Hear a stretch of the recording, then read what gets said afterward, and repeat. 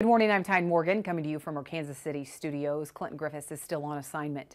Two members of Congress are calling for an investigation by USDA into concentration within the fertilizer industry. Republican Senator Chuck Grassley of Iowa and Democratic Senator Tammy Baldwin of Wisconsin are set to introduce the Fertilizer Research Act of 2023.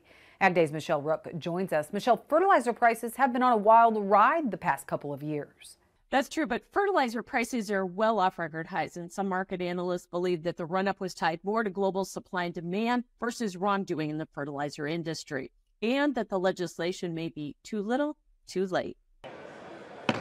The bill being introduced in the Senate calls for USDA to investigate potential anti-competitive practices within the fertilizer industry. Bill co-sponsor Iowa Senator Chuck Grassley told me the industry has gotten concentrated into too few hands. This whole bill that you were asking me about is to get the Secretary of Agriculture looking into all this.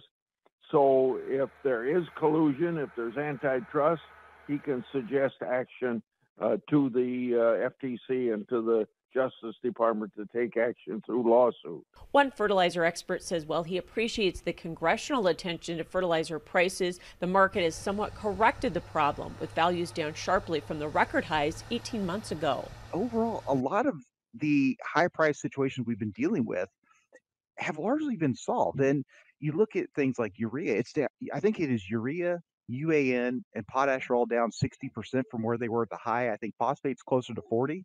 So there's been a lot of price depreciation since those highs. Obviously, we'd all like to see it cheaper, but it's a good ratio today compared to where corn values are.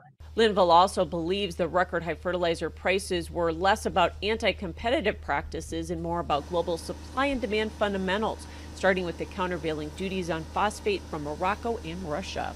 Most of the storylines that we have talked about that has caused the price volatility, the price heights that we've seen, had a lot more to do with international. It's Chinese government export restrictions. It's Dutch TTF, European natural gas markets being sky high compared to where they normally are. Production issues around the world. We thought we lost Russian exports when they invaded Ukraine. So a lot of the factors that have driven volatility have had much more to do with the international market than it has been domestic. The bill also directs USDA to improve price transparency in the fertilizer industry, which Linville agrees with. Senator Grassley aims to have the legislation included in next year's 5-year Farm Bill reauthorization, but is open to other avenues for passage. I'm Michelle Rook reporting for Ag.